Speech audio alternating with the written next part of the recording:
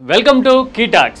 AP అంతా ఇప్పుడు 99 పైసలకి 21 ఎకరాలు అనే ఈక్వేషన్ గురించి మాట్లాడుతోంది. కానీ ఇది కేవలం శాంపిల్ మాత్రమేనని, ముందు మరింత దూకుడు ఉండబోతోందని ప్రభుత్వం చెబుతున్న తర్వాత, లక్షల ఎకరాలు అనే ఫీలర్స్ వస్తూ ఉన్న తర్వాత ఏపీ రాజకీయం అంతా ఇప్పుడు భూమి చుట్టూ తిరగబోతోందా?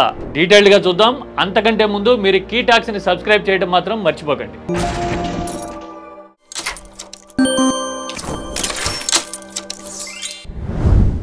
ఎస్, వైజాగ్లో భూ కేటాయింపుల మీద ఏపీ అంతా ఆశ్చర్యపోయి షాక్ అవుతూ విభిన్న వాదనలు చేస్తూ ఉంది. టీసీఎస్ గురించే కాదు, అంతకుముందు లులు అనే ఒక ప్రైవేట్ మాల్కి వ్యాపారానికి విశాఖ నడిబొడ్డున భారీగా స్థలాన్ని కేటాయించడం మీద రాజకీయ దుమారం రేగింది.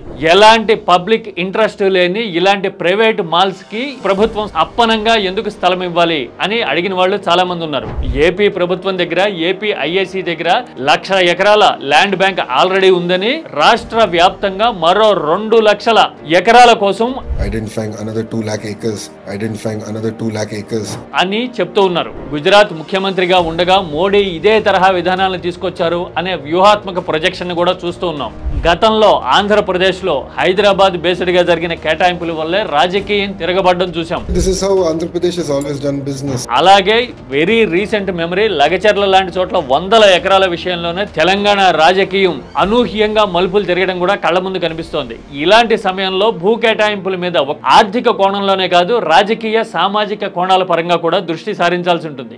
ఎందుకు అంటే, ల్యాండ్ పూలింగ్ అనే విధానాన్ని తీసుకొచ్చామని, అదే విధానంలో లక్షల ఎకరాలు సమీకరిస్తాము, అభివృద్ధికి బాటలు పరుస్తాము, భూమి ఇచ్చిన వాళ్ళని కూడా అందులో భాగస్వాముల్ని చేస్తాము అని లోకేష్ చెప్తూ ఉన్నారు. నిజానికి ఏ ప్రభుత్వం అయినా కేటాయింపులు చేసేది అభివృద్ధి కోసం అని మాత్రమే చెప్తారు ఎక్కడైనా సరే, అది యూనివర్సల్ గా ఉండేది. అయితే ఇచ్చిన భూముల్లో లక్ష్యానికి తగ్గట్టుగా ఎంత వరకు యూజ్ అవుతున్నాయి? 500 jobs per acre of land allocated. పెట్టిన టైం పీరియడ్ లోపల ఎన్ని ప్రాజెక్ట్స్ మొదలవుతూ ఉన్నాయి? ఆ తర్వాత ఇచ్చిన లక్ష్యాలకు తగ్గట్టుగా ఉద్యోగ జనరేషన్ గానీ, ఇన్కమ్ గానీ స్టేట్ కి ఎంత వరకు కాంట్రిబ్యూట్ చేస్తుంది అనే లెక్కలు తిరిగేస్తే కళ్ళు బైర్లు కమ్మే అవకాశాలు చాలా ఎక్కువగా ఉంటాయి.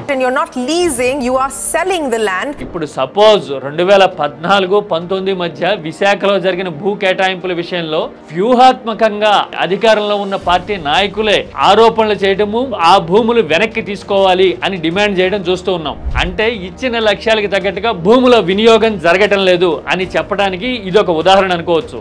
ఇదే విధంగా గనక వేరే ప్రభుత్వం చేస్తుంటే రాజకీయ దుమారం రేగుతుంది. ఎలాగూ అంటే, గత ప్రభుత్వం అభివృద్ధి కోసం ఇస్తే వీళ్ళు రాజకీయం కోసం వెనక్కి లాగుతున్నారు అనే ఆరోపణలు ఖచ్చితంగా వస్తాయి. అందులోనూ వచ్చే 5 ఏళ్లలో మేము 40 లక్షల కోట్ల పెట్టుబడులు తీసుకొస్తాము అనే ఊహకందని, వాస్తవాలకు అతీతంగా ఉన్న నెంబర్లని ప్రొజెక్ట్ చేస్తా ఉన్నప్పుడు అలాంటి ఇన్వెస్ట్మెంట్ పాలసీ మీద ప్రశ్నలు కూడా వస్తాయి. ఒకవేళ ఈ ప్రశ్నలకి గనక ప్రజాబలం దొరికితే రాజకీయం తిరగబడేందుకు ఎక్కువ అవకాశాలు ఉంటాయి. మీరేమంటారు? భూ కేటాయింపుల చుట్టూ జరుగుతున్న విభిన్న వాదనల మీద మీ అభిప్రాయం ఏంటి? కామెంట్లో చెప్పండి. Don't forget to subscribe కీటాక్స్.